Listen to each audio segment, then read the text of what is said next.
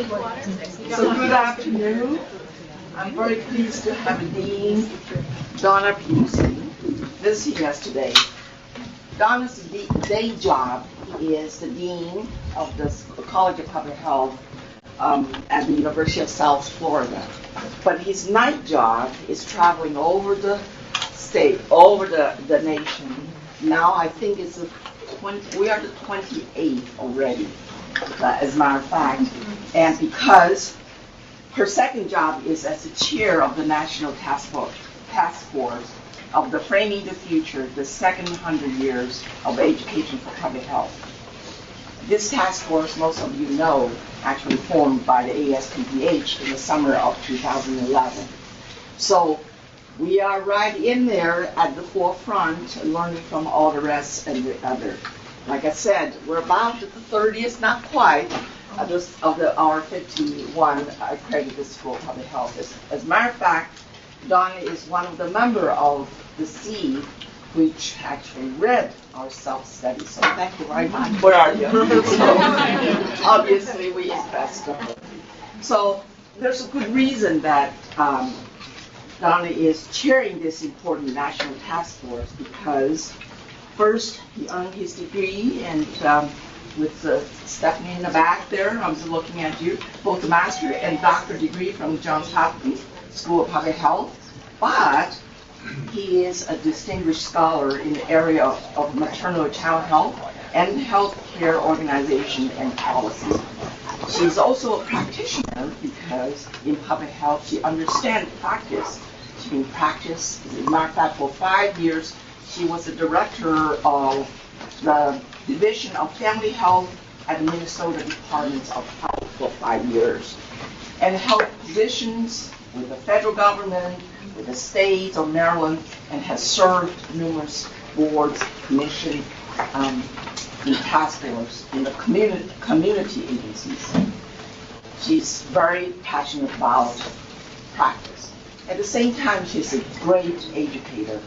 So she served as a senior associate dean for academic affairs at the University of Alabama, Birmingham School of Public Health. So her credential and her experience and her around the state talking about the learning from others and the exchange of the idea of need to have a different public health education, she is willing to share with us. So I'm really pleased that she really coming in last night late and gonna leave right away, and actually came from Texas.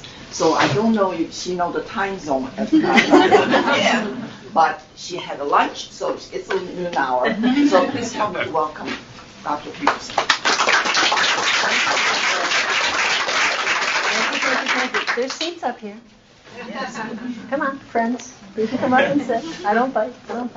Thank you. What a wonderful crowd on a Friday. Beautiful Corvallis. When I was coming here, I had no idea where I was going. I've never been in Oregon, and everybody said it's the most beautiful campus in the country. And from what I've seen, that's absolutely true. I even like the fog in the morning. You lifted the fog for me, so it's really my pleasure to be here. Thank you, and I'm delighted to be having these conversations around the country about the future. As Tammy said, we started this in July of 2011. We officially formed the task force in November of 2011, so we've been at this over 3 years. I've been at it over 3 years, but I love these conversations, so I really appreciate being invited. Thank you for that. So we formed this, as I said, it's been about 3 years. We started with, I think, 28 members, and then as people heard about it and asked if they could join, and we said sure, because there was no reason to keep anybody out if they had a legitimate reason to be there. So now we're up to, we have 54 people on the task force, and they are from our sister academic institutions, but they're also from the field and from the government and from foundations and all the other health professions organizations are on this task force. But when you have a task force of 54 members, it's too big to actually do any work. They talk a lot and they think a lot, but they can't actually do any work. It's too big. So we quickly figured out what we needed to do was form what we called expert panels. And we did convene experts around each of these topics, and that enabled us to have even more people engaged in this work. So each of the panels has members from the task force, in addition to other folks from the same spheres, so that we could get the best input possible around all the areas that we covered. So we've had 6 expert panels now working, And we also created an employee advisory group. And we did that because, as you know full well, a lot of our graduates go everywhere, right? They go to all different places, all different sectors, and we couldn't add another 100 people to the task force. So what we did was create a 38-member, I think, employer advisory group to represent all of the different places where our graduates go. They've never actually met, but we have spoken to them on the phone, and they review everything that we produce. So from an employer perspective, we are assured that at least this group thinks we are meeting the mark. So why did we do this? We had nothing to do. We were bored. Okay, who has read the Welsh Rose Report of 1915? That may be the most hands I've ever had go up in a room. Congratulations. If you haven't, you can find it on the website. It's actually very short. It's not very long, but it laid out in 1915 the blueprint for education in public health in this country. What's interesting about the report that's on the website is there's a front piece by Elizabeth Fee, who's a public health historian at Hopkins. That's a really interesting read. And I'm not going to tell you what it says. You have to go read it yourself. Okay, so it's been almost 100 years since this report was written, and we have followed this blueprint in different ways over the years. We've evolved, of course, but we still kind of ascribe to this original outline. And so when in 2011 we said, well, that's only a few years away. Maybe it's time to rethink education in our field for the next 100 years. Hence the name of the task force. So it really was to think about the next 100 years, to set a new vision and perhaps a new course. But to me, it's always about having these conversations and encouraging people to be innovative and creative and to start transforming now. You don't need to wait for the report to be done. You don't need to wait for the task force to tell you what to do. This is all about what we do collectively for the field of public health. So when we set about at the very beginning, we said, okay, we aren't going to limit ourselves. We're going to look at all aspects. I used to call it a continuum, and people told me to stop doing that because it's not. In our field, it's not a continuum. It's a multi-dimensional, living, breathing thing. But we did look at all the levels. We looked at articulation. We looked at workforce issues. And we also looked at all the things happening in higher ed, because that's part of what affects us and provides us opportunities. So again, the task force has been meeting at least twice a year since we started. We've convened these expert panels, as I've said. I have presented at any professional meeting we find. We submit an abstract to that lets me come. I will talk to that. I've done these town hall meetings now. As I said, I think this is the 28th. When we first launched this, we had a website, and we put everything out there. So it's been a completely transparent process. And I would post what I considered somewhat provocative questions just to see if I could get a rise out of people, but also to keep this conversation alive. So I threw out things like, if we didn't have the MPH, would anybody care, kind of question. And then at every ASPPH meeting, whether that's the Associate Deans for Academic Affairs or the practice partners or the deans or whoever, I'm on the agenda. I'm a fixture at these meetings. So I give this to Barb Reimer. It was her idea when we had a sort of emergency meeting of the Education Committee in July of 2011. I was the incoming chair of that committee, and I was faced with lots of competing demands. The MPH competencies were getting old and needed to be revisited. There was a lot of demand from the growing undergraduate world. If you start messing with the MPH competencies, you have to look at the DrPH competencies. There were all these things going on, and I said, I don't know how to manage this. So we had an emergency meeting, and Barb Reimer from North Carolina, Chapel Hill said, why don't we take an empty room approach? Why don't we pretend like we don't know anything? Why don't we pretend like Welsh Rose never existed, we don't exist, we've just landed here. What should education and public health look like? How would we design it? How would we frame it? How would we organize it? As a way to try to be transformative and not simply tinker around the margins. So I'll always give her credit for that because it really helped us think about this. So we've got a number of products. When I started these town halls, the first ones I didn't know anything, so I would just say, here's the empty room, help me. Is it a bathroom? Is it a living room? I don't know what kind of room it is. But now I'm able to share with you some of the products and kind of let you know where we are. So the learning outcomes effort, I don't know if any of you had seen that. That actually predated the task force. That was work that was done by ASPPH before this. And the idea there was, what if we could expose every undergraduate in every college and university in the country to something about public health? What might that look like? So we came up with a set of learning outcomes, which I will show you in a moment. When we formed the task force, we might not have done it this way, but there was such demand from the undergraduate world to say, look, ASPH at the time, if you're the leaders in public health, education, academia, what should undergraduate degrees look like? Because presumably a number of our students are going to enter your field, they might enter your programs.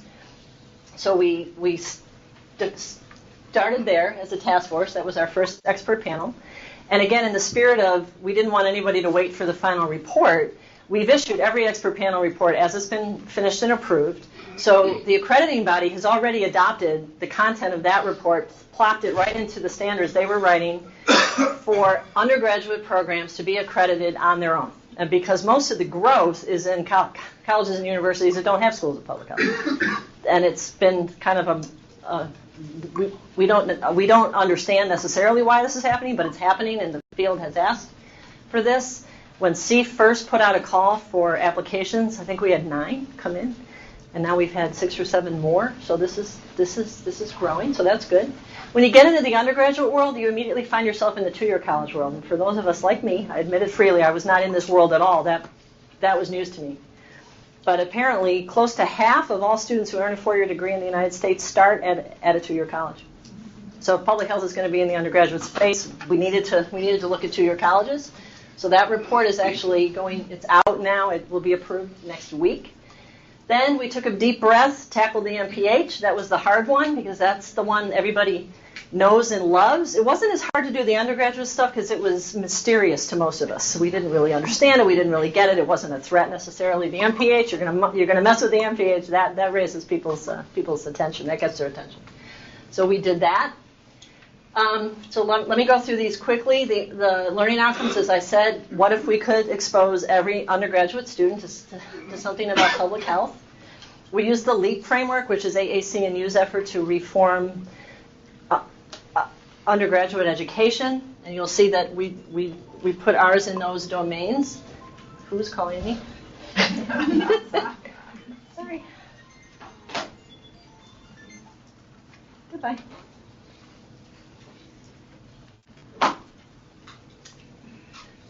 So here are the LEAP outcomes. They've been modified for us, so you'll see health references that weren't in the original LEAP framework. But the idea of how do undergraduate students understand the world? How do they understand? How do they develop skills? How do they understand their place in the world? And then how do we provide opportunities for them to apply that learning?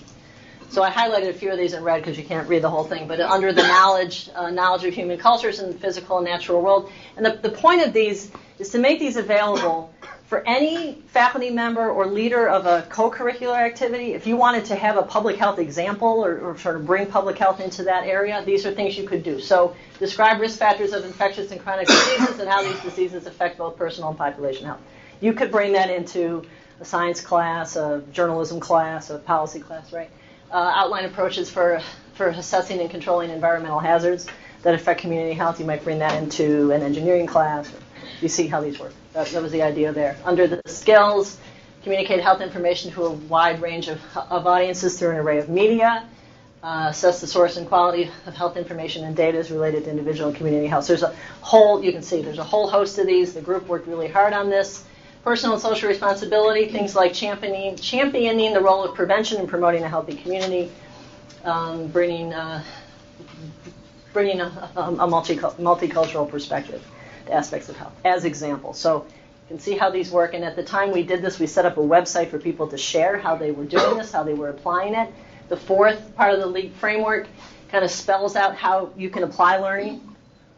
And then what we've had people do is send in ideas about how they've applied the learning outcome. So if it's appreciate the role of community collaborations in promoting population health, one class had a team-based project with their local health department to develop a smoking cessation campaign. So you can bring that into any class, into any curricular or co-curricular activity.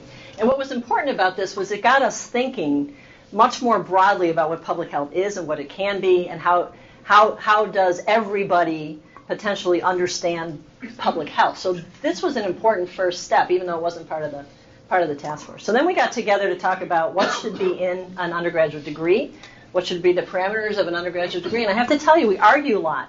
We argued a lot about, were we preparing people at the undergraduate level for the workforce, or were these pre-professional programs, either for pre-health professions or pre-grad programs? And I don't know who woke up one morning and said, who cares?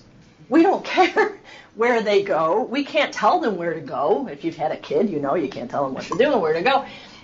So we said that's not our job. Our job is to say what the what should be, what the content should be, not the how or the why. And we also learned, again, when you're in the graduate world, you don't understand this stuff, but what is a major and what is a minor? There's no consistency around that. What's the difference between a specialization and a concentration and a cluster and everyone said, don't even go there. You're wasting your time. It doesn't matter.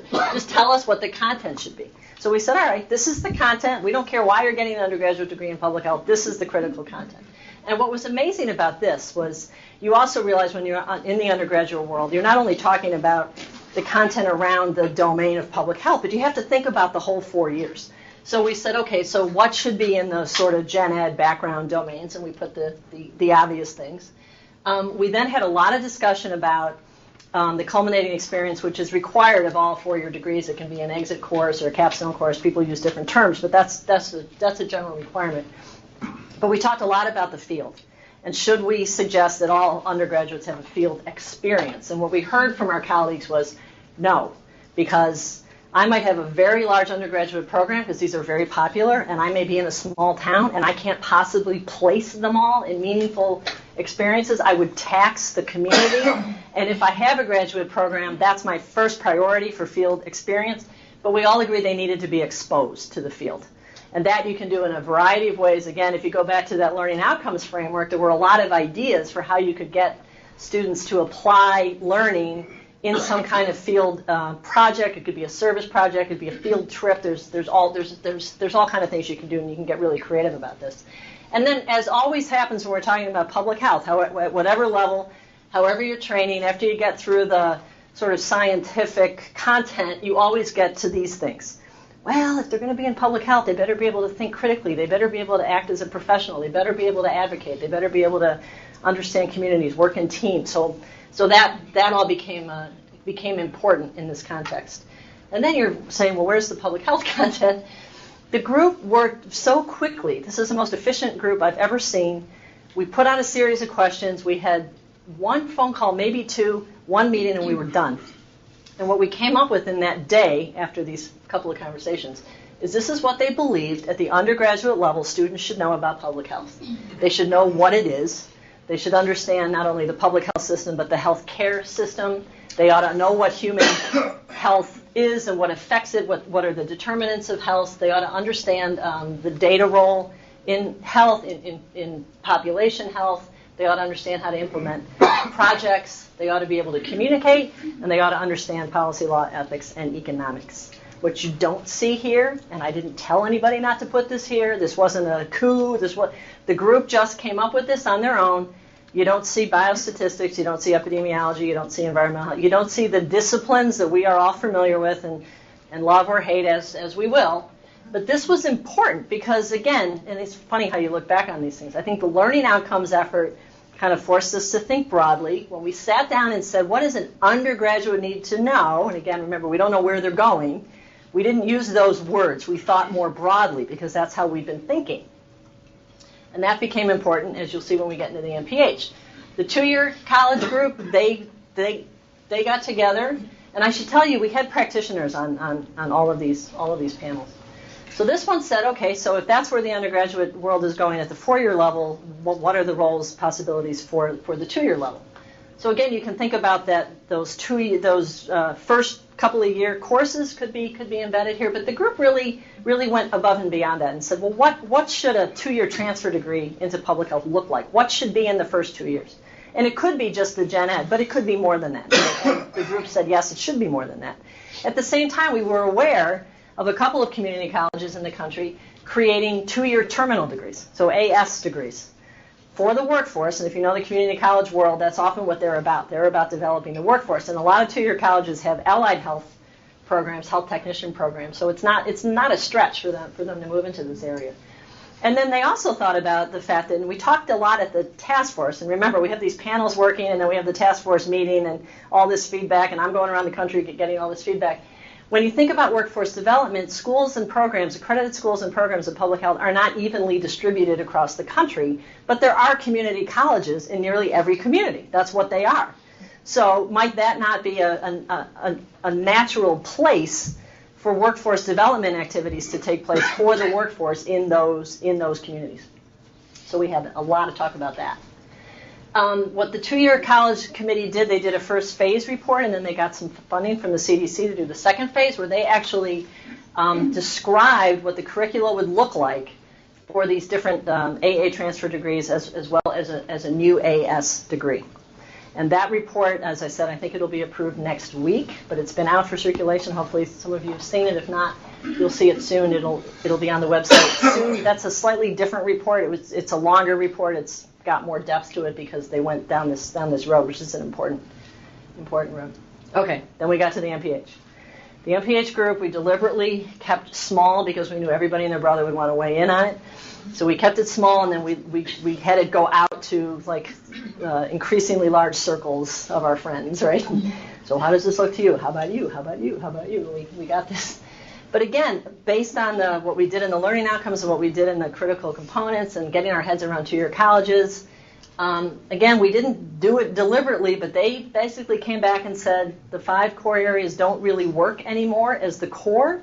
If we're really preparing professionals that share a professional language, a professional, set of, they have a professional, they share some common knowledge. That might not be it. That we really need to build professional values, professional knowledge, and skills. And the group spent a lot of time talking about the MPH of the future, and we were all over the place. But where we came down to was we wanted to have a common core that emphasized professional skills and knowledge, and then greater depth in the concentrations. So there was a feeling, again, I'm sure you don't do this, but there was a feeling, and some people shared around the table, that there were schools that if you took 2 classes in an area, you could call yourself that thing. And that troubled people. And we said, that's really not what this is about. And especially now you have to think about the MPH in light of the bachelor's degrees. That sort of changes the playing field. So we said, no, the MPH is sort of the mid-level degree. It's not the entry-level degree. I don't know that it ever was, but it certainly isn't now. So it is in some ways an advanced practice degree beyond the bachelor's, not the DrPH, but it's right there. And so people need to have enough of a skill set to do a credible job. But they also need that breadth. And I'm doing this in this T shape, which I think you're all familiar with, which works. So just a couple things that came out of that report. And then they used the same structure that the undergraduate degree, so you see how this sort of process built on itself. So they had key considerations. They talked about design elements, and they talked about critical content. So in the key considerations, they said things like, the MPH should be clearly distinguished from the BSPH and the DrPH. It has to be, because now that's the world in which this degree lives. As the BSPH becomes the entry-level degree, the DrPH emerges as the high-level advanced practice degree. So it should be designed as an advanced degree focused on specialist education, directly responsive to the needs of students and prospective employers. So it's not it's not a hypothetical, it's not a theory, it's a practical degree. It is a professional degree. Design features, schools and programs should have flexibility in designing their MPH degree, including any prereqs, experience requirements, core design, and concentrations. The key was that there be an in-depth concentration. Common element should be a well-designed core. And the practicum and the field experience and the culminating should be related to the area of concentration, not back to the core. That was somewhat controversial until you get your head around the fact that everybody has that core. It should be first. It should be foundational. They then get into their specialty area, and then they're bringing all that knowledge and skill and value sets to bear when they go out, if that makes sense. The other thing I'll say under design elements, I didn't put it up here, but the last town hall I did, it came up. It says in the report, if you've read it, that the core should not constitute more than 1/3 of the credit hours required for the degree. I will just put that out there as an example of the fact that these are simply reports from a group of people who sat around, discussed, brought their best knowledge to bear at a point in time. That's what they thought. Okay, is that right? Is it wrong? You can argue any point of these. They're simply what they are.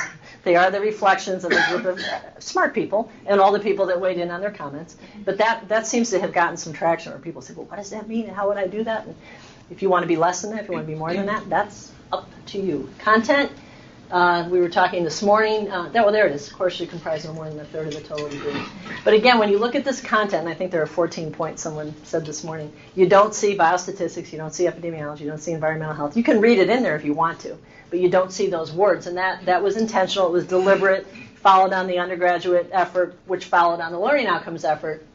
That we need to be thinking more broadly, more systematically, more applied, more integrated when we think about the core. So when you finish with the MPH, then we can turn our attention to the DrPH. So that committee also just wrapped up its work, and they spent a lot of time in some ways reaffirming what we had already said about the DrPH when we did the competencies a few years ago, that it is the advanced practice degree, that it does need to be distinguished from the PhD, that it's not a light doctoral degree, it is a different doctoral degree. I should tell you, too, that the task force spent a fair amount of time early on talking about, given the growth in the bachelor's degrees, given the sort of growing strength of the DrPH, was there even a need to have the MPH degree? Was that even something we should recommend keeping? And after a lot of angsting back and forth, we actually came up with a little song, Imagine There's No Masters. We came down to the fact that, no, the MPH is still a really attractive degree to lots of different people who come to us from all kinds of different places, not necessarily out of an undergraduate public health degree. We don't see that becoming the new norm. And so the MPH remains important. And it also remains important for people I heard in a lot of town halls, people should get the degree they need for what they want to do and no more, right? If you can do what you want to do in your life with a 2-year degree, more power to it. You don't need any more training than you need to do what you want to do. So why would we force people into something that they may not need? So we spent a lot of time really reaffirming the DrPH as the advanced practice degree. We followed the same format. Key considerations, design elements, critical content. We basically reaffirmed it. We did talk a lot, because I heard this a lot in town hall meetings, that when you look to change the MPH the way it's being suggested here, with this core that's far more applied, practice-based, professional skills-based, we don't necessarily have people on our faculty that do that or can teach that. We also don't have, or we aren't necessarily producing the faculty to go to these bachelor's degree programs that can teach that kind of content. Wouldn't the DrPH be a natural place to develop people to teach? Yes, it's the advanced practice degree, but we'd love to think that those folks out there doing advanced practice also want faculty appointments in our schools and our programs and can help enhance the teaching portfolio. So we talked a lot about that. The pushback was, what, you're saying the DrPH should be taught how to teach and the PhD should not? I said, that's okay. I'm going to write a PhD section of the report, even though we didn't have an expert panel. I'm going to say, I think everybody ought to be taught how to teach. But that's just me. I guess I had these crazy ideas. This report will also be approved next week. I mean, I assume these will be approved, but these two are up for approval. And you have to understand all of these expert panels first have to go through the task force, then back to the education committee of ASPPH, and then to the board, which is how they get approved and released. So one of the other things we talked a lot about, and I'm going to leave room for you, time for you to talk. You might not think so, but I am. This other thing that was sort of a thematic through all of our discussions was the growth in IPE. So in the health areas, there's a lot of emphasis now on having people trained together across the health profession so that they can work in high-functioning teams. Why would we expect them to work in high-functioning teams when we don't train them that way? So there's a lot going on around there. The original set of competencies that was developed by the IPE collaborative or whatever they call themselves had some public health words in there. A number of reports have called for various groups in the health professions to have MPHs or be exposed to public health. And that got us thinking, talked a lot in these town halls, well, what if we actually taught public health really well in all the other health professions training programs? Would we need schools of public health at all? Because I like to provoke people, right? Well, no, you still need to produce the faculty, even if it's being taught elsewhere. But if you start thinking about, and again, this goes back to the learning outcomes, if we could expose every undergraduate to public health, what if every health profession student got a serious dose of public health in their training? How would that change how the world looked? How would it change how we do our jobs? So if you had the public better informed, if you had all the health professions informed. But then we said, wait a minute. Public health is about a whole lot more than healthcare, and there's a lot of other professionals out there who are contributing to public health or detracting from public health without any intention to do either, but they are. And so we said, well, it's not enough just to look at health professionals. We have to look at all professionals who are potentially part of our public health world. So we put together the 5th expert panel. We called it Population Health in All Professions is actually what it's called. Just a typo. But that panel got together. They pretty quickly split into 2 groups. So they have one looking at health professions and the relationship from different health professions, public health, and back and forth, and then a group looking at all the other professions.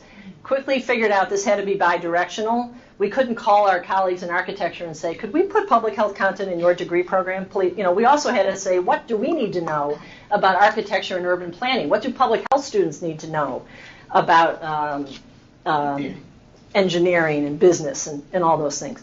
So tremendous amount of time and effort has been put into this group, lots and lots of really good conversations. They thought they would have 2 subcommittee reports, and when they got together, it turned out everybody was saying the same things.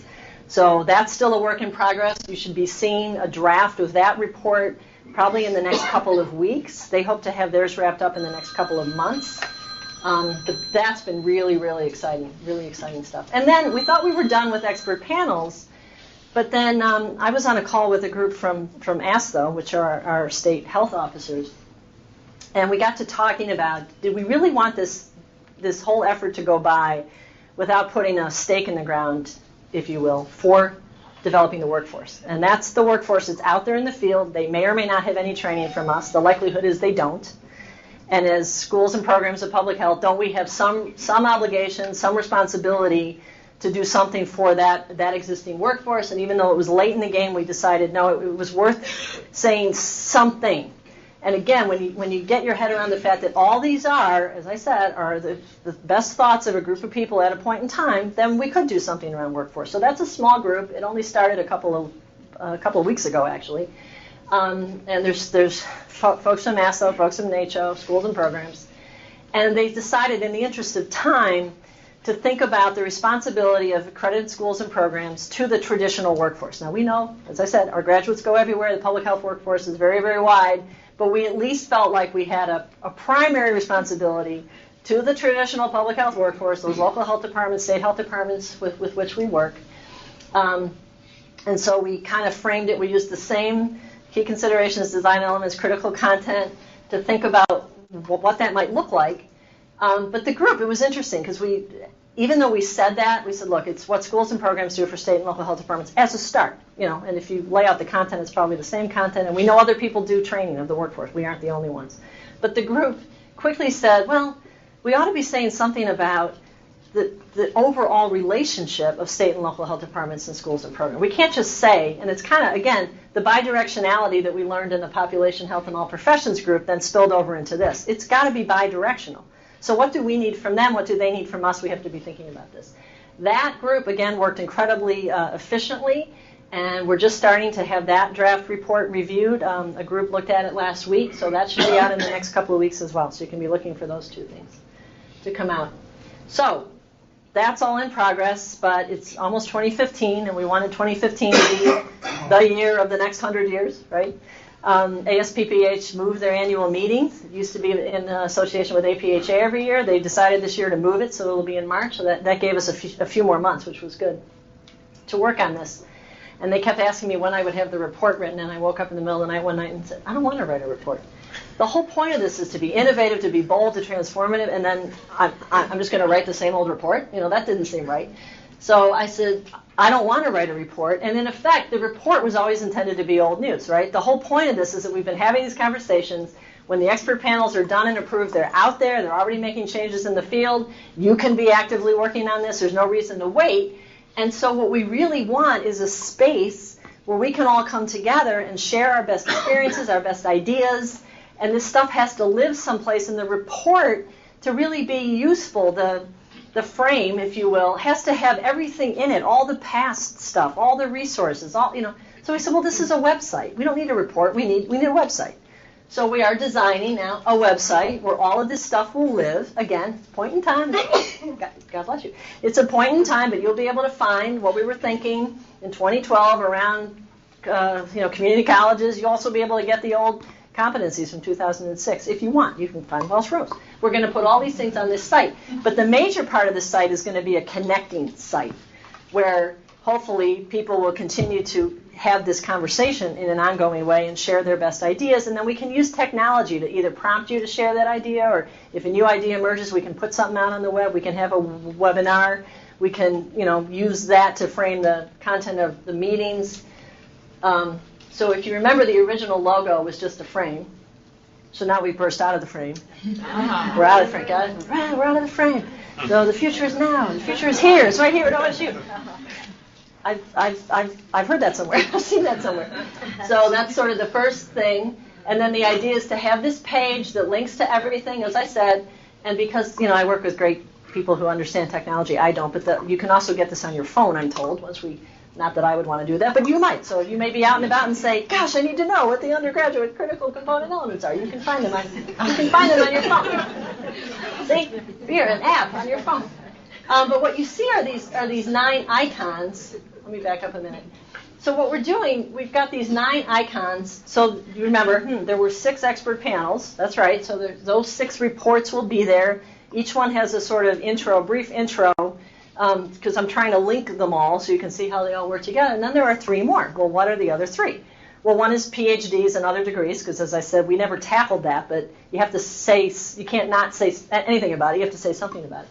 The other one that the group spent a lot of time talking about and decided not to tackle because we had too much else to do was K-12.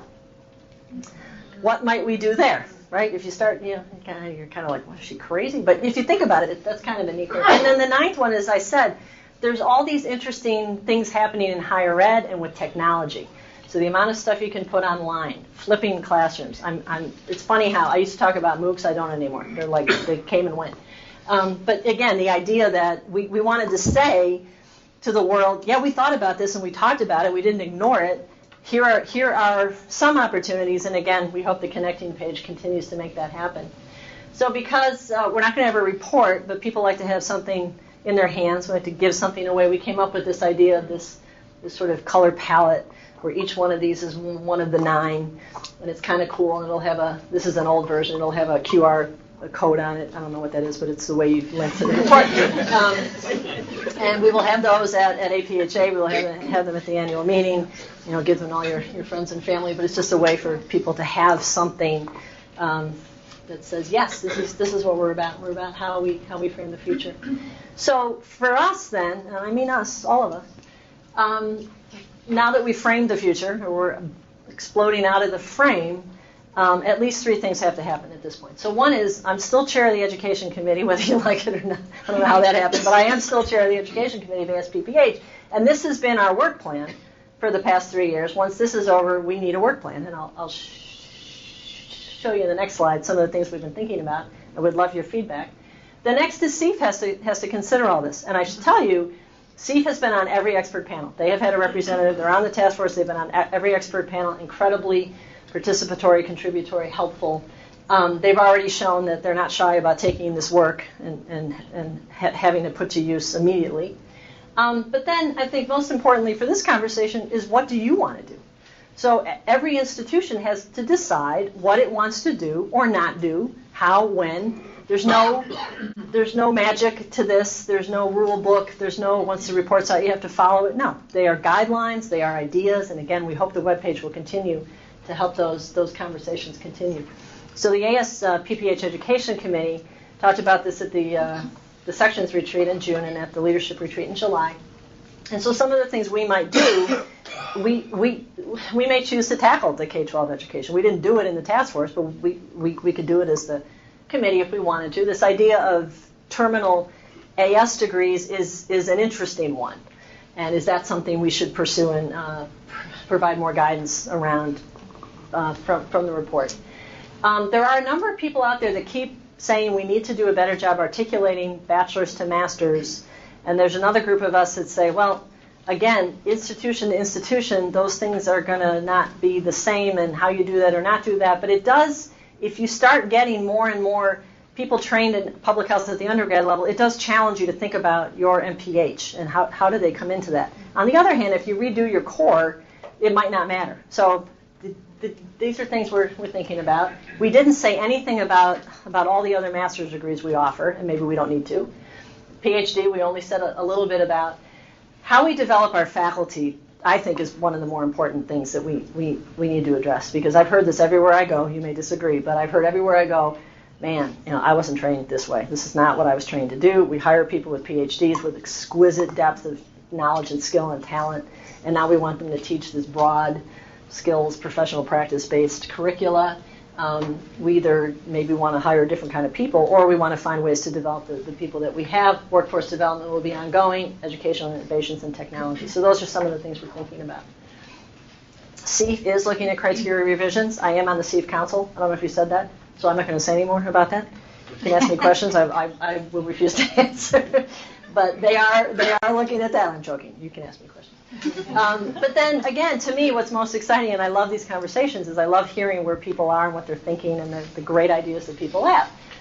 This has always been about the conversation, always, and the journey that we're each on as our respective institutions, and, things that we were already doing kind of quietly under the radar. I mean, I found a lot of stuff. People say, well, okay, it's not that we don't want to ask you, Steve, questions. Please don't go tell Steve what we're doing, because we're kind of skirting the edges.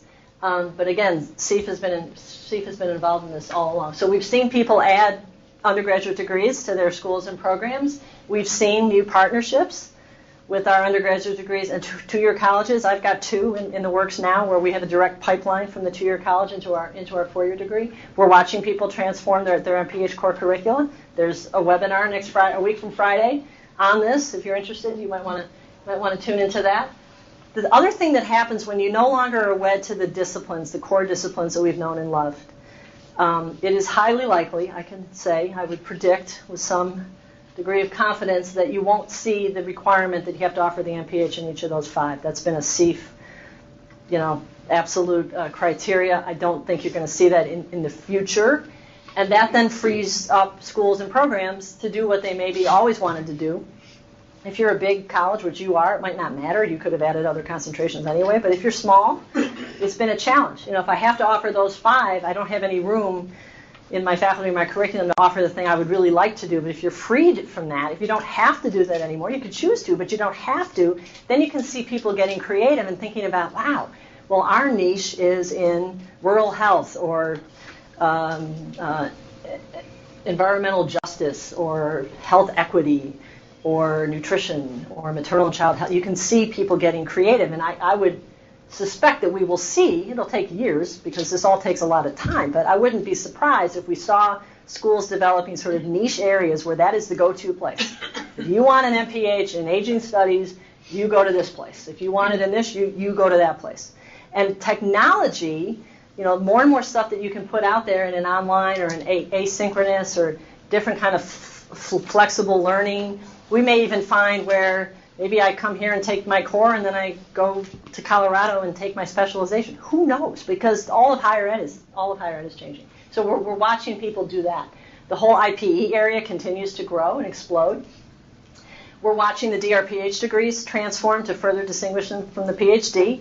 And that's, for some places, that's been a challenge because they can only offer a DrPH, for instance. So it is their PhD. Well, okay, as long as you're honest about it, I think, that's fine. But the schools that have the opportunity are working to further distinguish it. And then we're also seeing, if you don't have those 5 core disciplines and you don't have to offer the MPH in those 5 core areas and you're thinking about new ways that you would educate and produce professionals for the future, why are we organized in these departments? We never had to be. We just did for some reason. So we're watching schools and programs reorganize around different areas of strength or areas of interest or areas of excellence. Okay? So you're freed. You are now freed.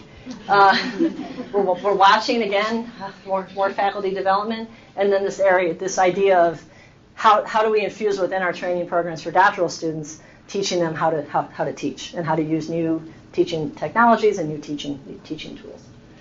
So, I'm almost done. But it's really up to you to decide who you want to be, where you want to go, how you want to embrace this. The work has been exciting. It's been incredible. This has been like the best experience of my life. I've been able to go all around the country and have these conversations. I learn every time I go someplace.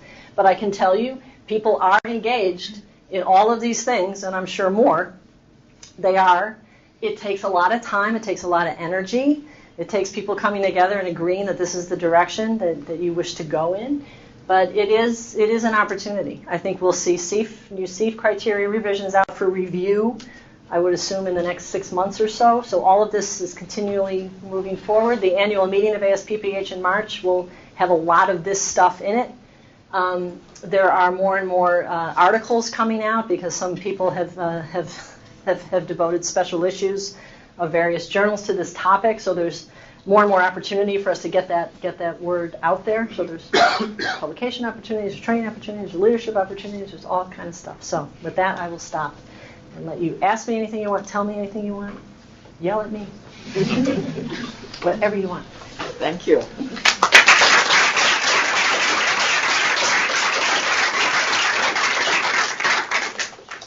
All right, questions?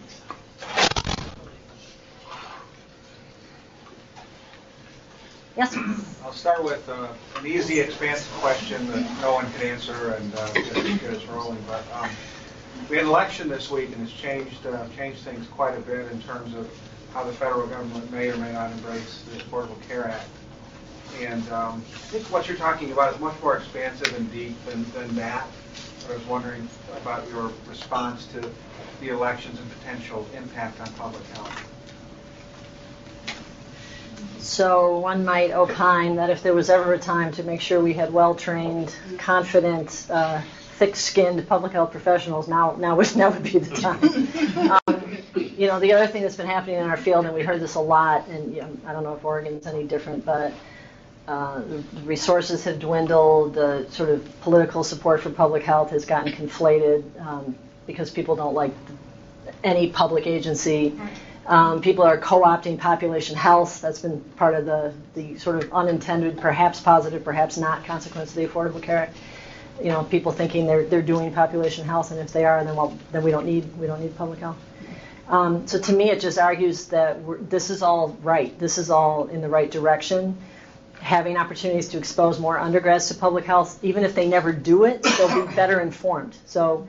I mean, I'm an idealist, but I imagine people going to the polls at some point, hopefully in my lifetime, and thinking about public health issues when they vote, because they've been exposed to these things.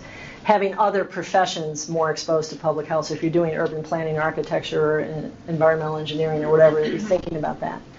That all has to help health professionals more engaged in public health than they are now. I mean, the other thing I didn't say here, if you think back, when Welsh Rose was written in 1915, those of you that will go home and read it tonight, it was about training MDs to be health officers. That was the driver. Because in the time, in 1915, we were forming health departments in this country. They didn't exist in a lot of places. And part of it was if you had one, you didn't have anybody to be the director of it. So it was really about training MDs. Today, I think less than 15% of our graduates nationwide have an MD degree. That's a problem to me. I think that's a huge loss. If more MDs, I don't care what they do, but if they had more of a public health sort of perspective and philosophy, they might behave in different ways.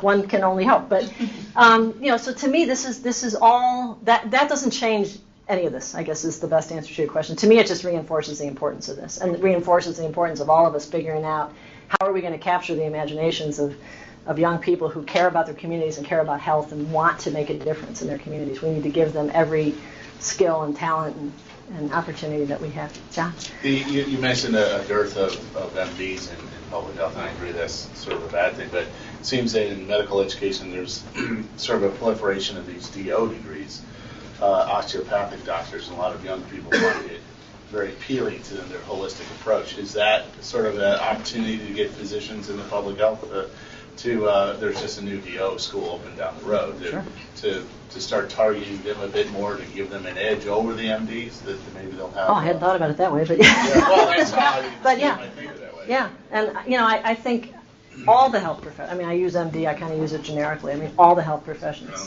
More nurses, more pharmacists, more therapists. Which is the whole IPE thing. And we've had from the beginning that whole IPEC group. The colleges of medicine, the colleges of nursing, colleges of pharmacy, vet med, they're all on this task force. They've been with us from the beginning. And there's some of the people who, they're always there, they're always on the phone. I mean, it's been kind of fun to watch them embrace this idea. But yeah, I think DO programs are a great opportunity. And that they may be more willing to work with you to come up with dual degrees or concentrate, or certificates within or something? Because they are looking to. Then they're primary care. They're more primary care oriented. Primary care, and they're legally the same as my understanding as MDs, and there's a little competition between them. And maybe you could say, why not? hey, yeah, you could jump in. Here's your edge. I don't know, just an idea. Other thoughts? Come on. You have thoughts. Let me ask a question. Yes. Just let them to think about this. I think we are one and only one that actually have extension within our college intentionally built in. So the thought is that we don't have medical school, nor do we close to the state department, but the community needs us. And we have basically trusted neighbor in every county. So with that idea built in, to me, it's innovative. More than that, now the other 100 years old organization is land-grant university. They are also thinking about how to change. So now health extension become their driver. It's at their forefront too.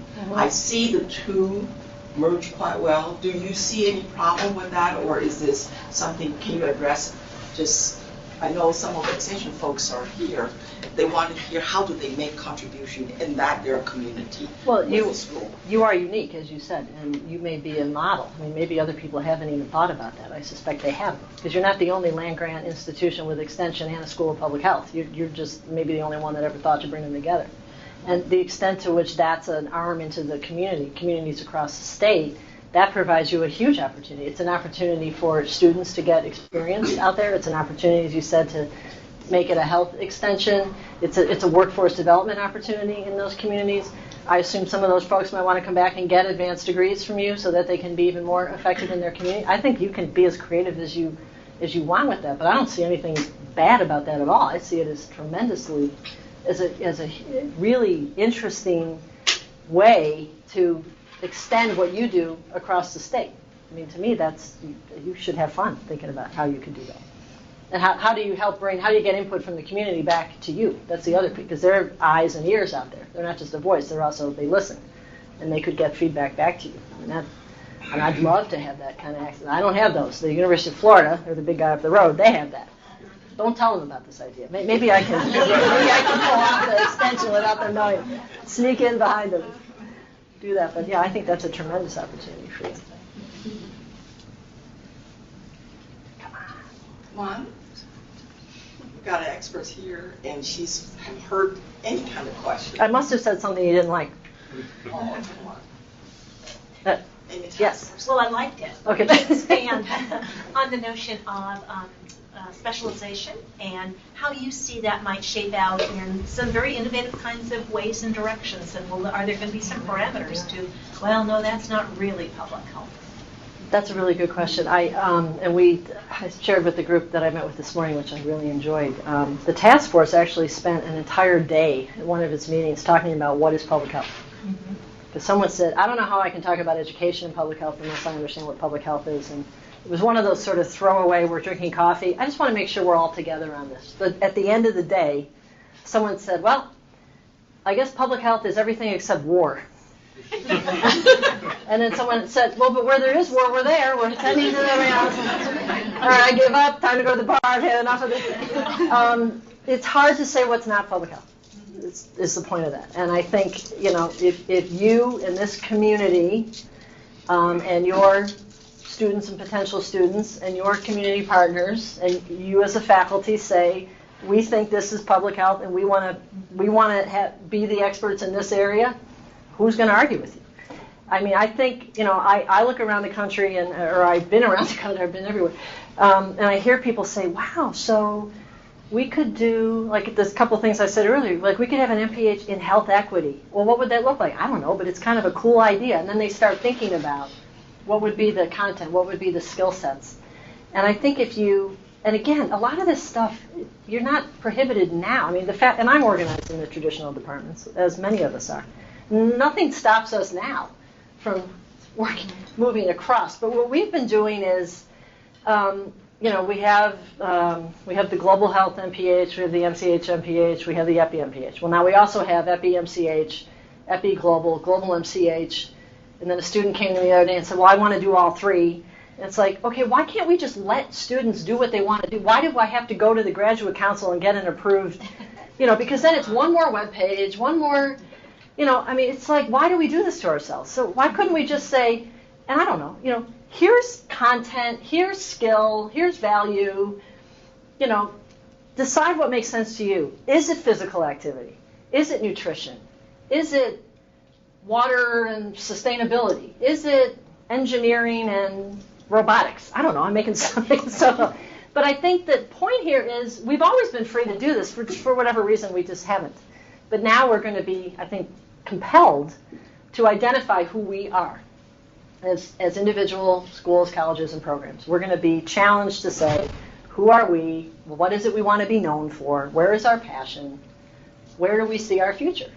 And then do it the best you can do it. In some ways, the core, people have perceived that as the biggest challenge. Maybe this coming up with the specializations may even be a bigger challenge because what CEFA is going to look for is rigor and depth, right? That's what they're going to look for. So you can't just slap some classes together. You have to think about it.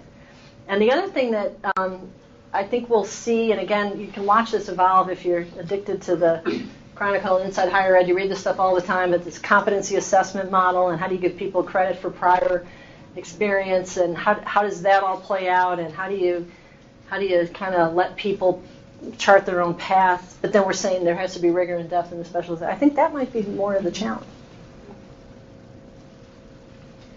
So some of us worry about, we just got a credit. Congratulations. Celebrating ever since. Congratulations. I bet we you can continue. Mm-hmm. But it's time to roll up our sleeve and to find out who we are, what we want to be known for, Yep. and what we're good at. Yep. But in the meantime, people always worry about the 5 core. 5 years from now, we have 5-year accreditation. 5 years from now, someone's going to come in and say, all right, where are you? And are we allowed to be as innovative as we want and actually can collectively saying, this is what we want to go, we want to be known, this is what we're good at, but may not be exactly look like what we currently is, mm-hmm. and in its format. We worry,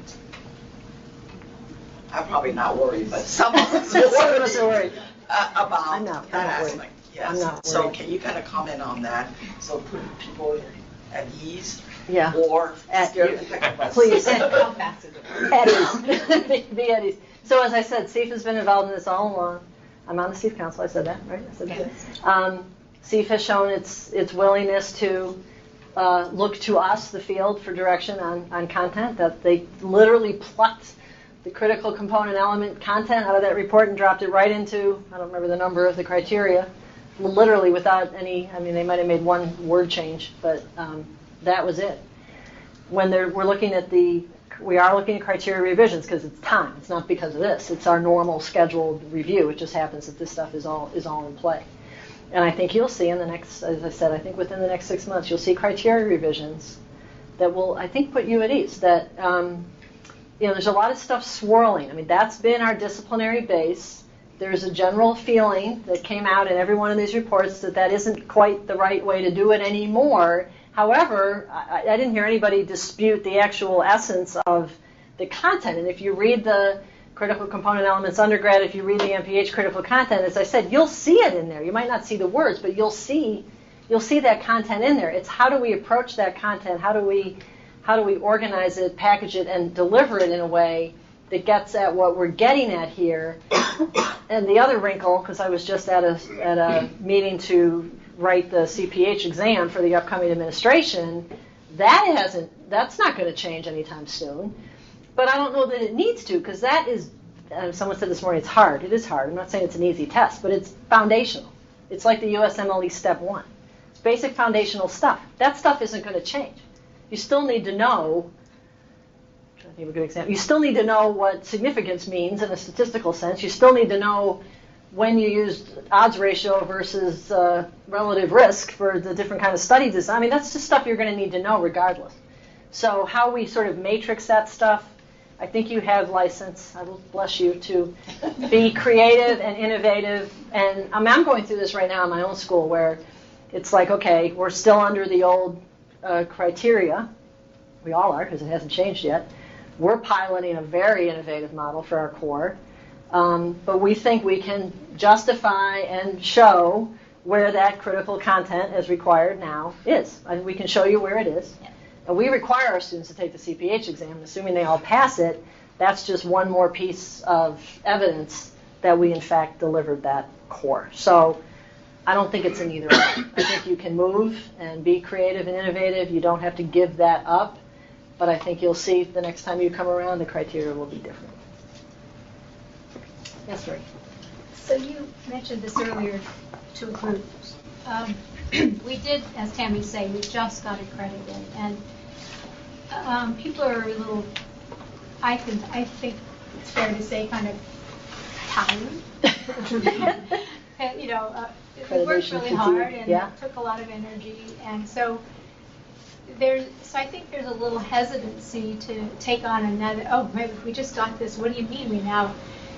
And I don't know if you want to comment, because I heard you say that your faculty were tired very well or overwhelmed, and they weren't. So I just thought it might be a common thing that faculty are experiencing. And do you have any thoughts on how we? Yeah, I haven't been anywhere where faculty have a lot of excess time. I mean, that comes up everywhere I go, and it just, you know, the idea that if you're a professor, you get to sit back and look out the window and contemplate, it's like ridiculous. I don't know that was ever true.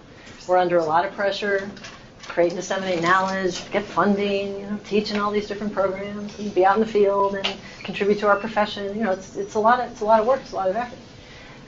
But I think if you decide that you want to take this opportunity, which is presented to you, then you should. And as I say to any group, you know, this is where we're going.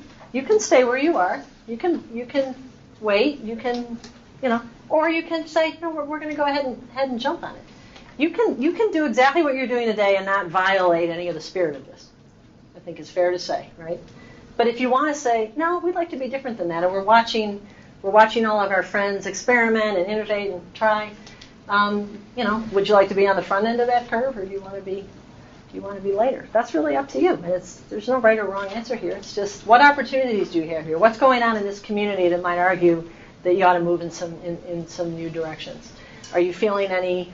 I mean, I was the only school of public health in the state of Florida for 20 some odd years. Now I've got competition. I've got 2 more schools. So we have to think about, and University of Florida, not only oldest, biggest, land grantest, they're the most beloved by the legislature. So the legislature, you know, they come up with a formula, and then they just throw them $15 more million because they're just the favorite child, you know. And so we're always scrambling to catch up. So the way we distinguish ourselves is by being a different, hipper, I don't know, you know, cooler place. You know, and that might not be an issue for you, but it may be. I don't know. But I think you just have to think about who do you want to be, and how do you want, when people hear OSU College of Public Health, what do you want them to think about? Yes, 2 more years. From a practical standpoint, how long did the process take for your, since you're in the process of innovating your core curriculum, I assume that's what you're doing, right? Yep. Tell us a little bit about the timeline that you've set about for that process. So what year is this? 2014?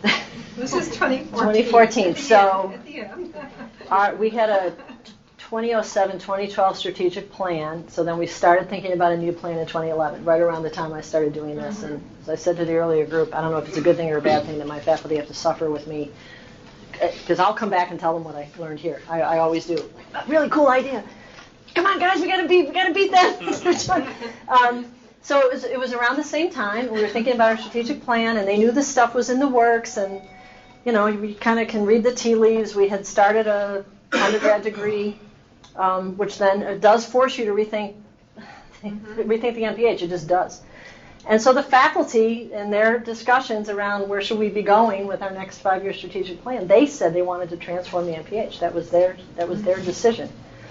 As I said to the group, then, you know, it's my job to enable that to happen. That's what they want to have happen, then it's my job to enable it. So they got a group together, quickly figured out they needed more groups than that one group, which is very similar to what you're doing here. So that was in 2011. So in hindsight, we were piloting it now this semester. In hindsight, maybe we should have waited a year. On the other hand, if you wait, you'll wait forever till it's right? So we're sort of piloting. God bless these students. They're so patient with us. Because we're like, oop, I just did that the night before. We're kind of, but it forced us to say, okay, this is real. This is what we said. We're going to make sure it works, and doesn't all work. We're going to learn. We're going to learn as we go. That was actually pretty quick, because when I did this at my previous institution, we spent 5 years designing a new core. This was 3. But there was a lot of conversation, a lot of feedback to the full faculty, feedback to the executive committee. The committee really drove it. I gave them resources. But yeah, it was 3 years, and it'll be another. And we've just voted as a faculty to pilot it again next year. It's not ready for prime time yet, so that'll be 4 years. So it'll be 5 years by the time we actually launch it. So it's a multi-year process. So you've got your core courses in place, and the cohort that's just entered this fall is in the new innovative curriculum. No, right? we asked for volunteers. Oh, I see. We had 37 step up out of 150-ish, I think. So the rest of them were in the regular old static courses, which we'll probably offer for a long time. It's part of a lot. We have a certificate. Those courses are part of other certificates. A lot of students across campus come and take those classes. They want a little dose of health policy. They want a little dose of environmental health. So I don't see us not teaching those classes. We won't teach them every semester like we do now. We teach them every semester, and they're online every semester. I mean, it's a ton of work. So that might diminish some of the workload. But no, right now we got 37 brave souls in this pilot. And they're very patient with us. And their friends are starting to say, I wish I was in that class. You guys are having way more fun. Yes? Thank you. I just have a basic question, but I wonder if you can verbalize what was wrong with the silos. Was it that we were just really guilty of putting a lot of facts on board, and there was nobody, they'd get out, and there was no integration or obvious application to problems? Was that basically it? That's one. The thing that always bothered me when I was the academic dean was reading the course evaluations and how much they all hated every course except the one that was theirs. You know what I mean? And I'm thinking, really, you hate the essence of public health? Why are we making them hate? We make them hate it. And part of it is we don't make the connections for them. To people. They need the connection to people, Yeah. essentially. Where they need to see, why, I mean, it's almost frightening to think that they don't get that these methods that they learn in biostat and epi are applied to these other areas over here. They don't. You can't make a decision. You can't get money unless you do the calculations, kind of thing. Mm-hmm. The other thing I think we were building in, not intentionally, but it's like the hidden curriculum, the hidden conversation, some discipline with animal farm, we're all equal except some are more equal than others. There was like this hierarchy, right? And then so it was sort of built in lack of respect across. Especially if you hated the other courses, then you look down on those. We're supposed to be an interdisciplinary profession working in interdisciplinary teams. The other thing I'll throw out, and my own faculty really struggle with this. I don't know what it is. We all love 3 credit hour courses. I don't know why. Not everything needs to be in a 3 credit class. Not every 3 credit class we have now has 3 credit hours worth of content. And when we redid the core at UAB and we're redoing the core here, I don't know what it's like here, but in those 2 cases at least, those core courses, when people finally admitted it, about 2/3 of the way through they were kind of done. So then we could save credit hours. We could save time. We could save money. We could reassign that somewhere else. So it's both. We never made the connections. We didn't necessarily have practice-based faculty teaching those courses. They hate them. They take them at the end, right? They're so afraid of biostat they take it at the end. Really? Yeah. Really? I mean, I remember being in a class. I taught a very practice-based MCH class, and I was about to talk about the difference between statistical significance and sort of practical significance. And I'm talking to her, and I stopped, and I said, "Oh, who can tell me what statistical significance is?" Now, they've all, in this case, most of them had biostat 1 and 2. When I was at UAB, we required 6 credit hours of biostat. This whole sea of faces, actually no faces because they were all looking down. Picking up something from the floor, my mother's calling, one brave soul, I'll never forget this. raises her hand and says, P less than 0.05? I thought, really? You took 6 credit hours of biostat and you can't tell me in words what statistical significance means? We have failed. So I marched back downstairs. We are not doing this way anymore. It's got to change. The integration keeps you focused on the why and the application, and here's why you're here. Mm-hmm. Stay with us, we're doing this to help people, which is frankly what we're all in this for. Right. I mean, that's the fire, right? Right. And it is that fire, that problem solving that gets you to dig a little deeper instead of just doing the assignment. Is that what we're after? Mm-hmm. That's what I thought we were after. Mm-hmm. That's what we're after. And I'll tell you, I was sharing, I think over breakfast, I've had students from the UAB integrated core that didn't last long. That's okay. It was a special moment in time. But I've had students come back. They find me, and they say, you know, I still remember. I remember when we talked about this. I remember when we talked about this. I mean, those things when you're actually got your hands in and you're using data and you're trying to figure something out and you're designing an intervention based on data using a health behavior theory to help improve the environment. You know, they remember that stuff. Yeah. They remember it. They can replicate. They can replicate, and they say, you know, and they're out in the world and they're looking at their colleagues who have MPHs from, in some cases, much higher rated schools, can't do any of that. Don't get any of that. So, I mean, I just think we have a huge, it's not that it was bad, it's that we have an opportunity to make it much better, much stronger, really create professionals who can go out there. And, you know, back to your question about the Affordable Care Act, if our graduates are out there not confident in their ability to improve health, you know, gosh, I kind of remember that from that lecture I had. You know, that's not what we need. We need people out there that are very assertive, confident, competent, who can lead. Can I ask one more question because it's on my head? It's on my mind and thinking about it. We have opportunities in interprofessional education because just in local area we talk about their DO and osteopath, and we also have a local vet pharmacy. Mm-hmm. So they have the sort of interprofessional seminar brought together. What often the feedback to me is that they don't talk about public health, so I'm not interested in that. And I always feel like that's why you're in there. Right. Tell them you're wrong. This is public health. You're flip over. So I don't know how to change that. Just like you said, you want a public health everywhere. If we really believe what we're doing, Mm-hmm. don't you want to tell them even the problem could be different? You can change it. So do you have any experience from other universities? How do you deal with that? Where I know the last time I participated on the phone, there seems like a lot of places, Minnesota or other places, very strong in that. Mm-hmm. And I know Harvard is, but I haven't got on that phone to talk to people yet. Only the Langgrad University I've been talking about. So can you share that with people a little bit?